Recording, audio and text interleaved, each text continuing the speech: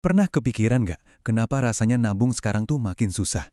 Padahal kita ngerasa udah ngikutin semua saran keuangan dari dulu. Nah, hari ini kita bakal ngebedah sebuah teks yang benar-benar provokatif. Ini bukan panduan nabung biasa yang sering kita dengar di sekolah atau dari perencana keuangan pada umumnya.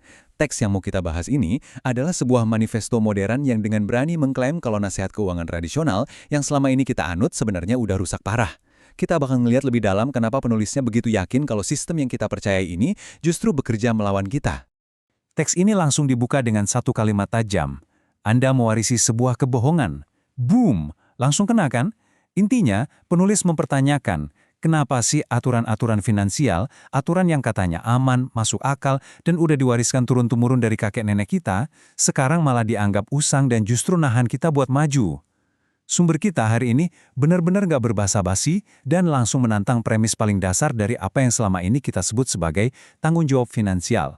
Jadi, untuk memahami dari mana argumen ini berasal, kita masuk ke bagian pertama, kebohongan yang diwariskan. Mari kita lihat sekilas konteks sejarahnya. Kelihatannya kontras banget ya. Dulu, generasi kakek nenek kita itu beneran bisa loh menabung menuju kebebasan. Mereka kerja keras, nabung di bank, dan uangnya benar-benar tumbuh jadi jaminan masa tua yang nyata. Tapi coba lihat sekarang. Argumen utamanya adalah gara-gara perubahan sistemik yang masif yang jujur aja sama sekali bukan salah Anda, aturan mainnya udah diubah secara paksa tanpa persetujuan siapapun. Anda nggak bisa lagi pakai cara lama dan berharap bisa makmur begitu aja. Coba bayangin sebuah zaman di mana uang itu benar-benar punya makna yang kokoh. Zaman di mana bunga bank secara konsisten bisa ngalahin inflasi tahunan.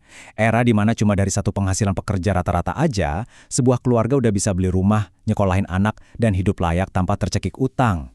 Di era keemasan itu, kalau kita nabung dengan cara tradisional, kekayaan kita beneran kekumpul. Uang Anda bekerja keras buat Anda di latar belakang, bukan malah sebaliknya. Lalu, apa yang terjadi sekarang? Penulis menyebut fenomena saat ini sebagai transfer kekayaan dalam gerak lambat. Kita lihat angkanya. Oke, mari kita ngomongin matematika dasar. Realitas saat ini tuh cukup bikin nyengir. Rata-rata rekening tabungan di banyak bank sekarang cuma ngasih imbal hasil sekitar 0,01%. Iya, sangat-sangat kecil. Kayaknya sih Anda malah bisa nemu lebih banyak koin yang nyelip di sofa ruang tamu daripada bunga bank yang Anda dapetin selama setahun penuh.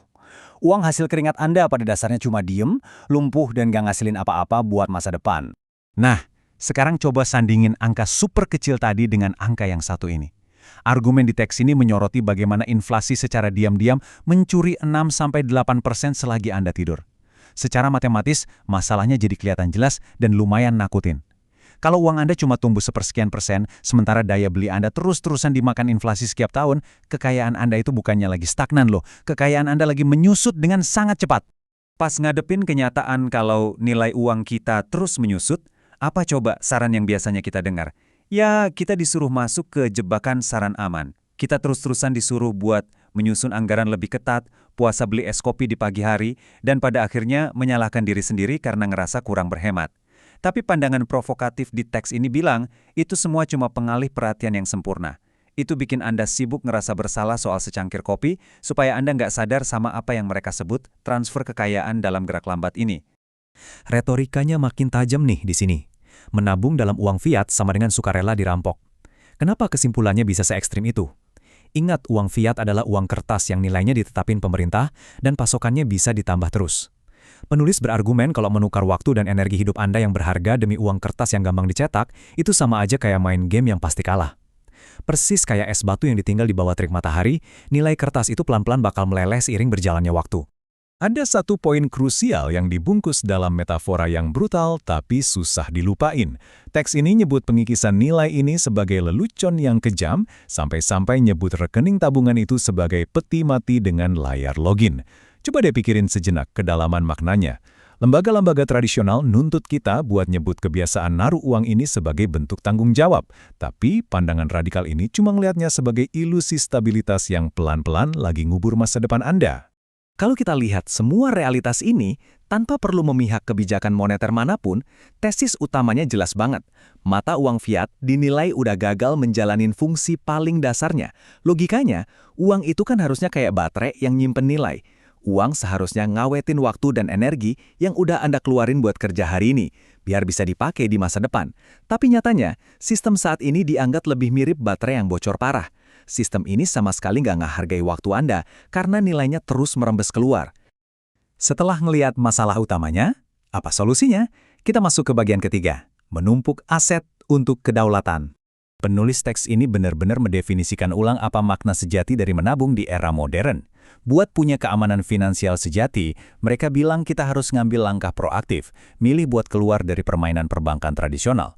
Ini soal pergeseran paradigma, yaitu beralih ke aset-aset keras yang kebal dari pencetakan uang sewenang-wenang. Intinya, menumpuk aset yang benar-benar langka, memegang nilai yang nggak bisa diencerin secara sepihak, dan mastiin hasil kerja keras Anda terkunci aman di luar jangkauan sistem yang dianggap rapuh. Teks ini juga nekanin satu pemikiran yang mungkin berlawanan banget sama intuisi kita. Lari sekencang apapun di roda hamster nggak bakal bawa Anda kemana-mana. Banting tulang lebih keras di dalam sistem yang emang dirancang merugikan Anda, yang nggak akan nyelamatin Anda. Jadi, tujuan akhirnya bukan sekedar mendaki tangga karir demi kenaikan gaji yang ujung-ujungnya habis dimakan inflasi. Tujuan akhirnya adalah menemukan pintu keluar yang permanen dari sistem fiat itu sendiri. Sebagai penutup, penulis ninggalin satu pertanyaan terakhir yang benar-benar provokatif buat kita renungin. Di tengah iklim ekonomi sekarang ini, kemana sebenarnya arah strategi finansial Anda? Apakah Anda masih secara pasif menabung untuk masa pensiun dengan aturan lama yang terus tergerus zaman? Atau Anda udah mulai secara aktif menumpuk aset keras demi mencapai kedaulatan finansial Anda sendiri?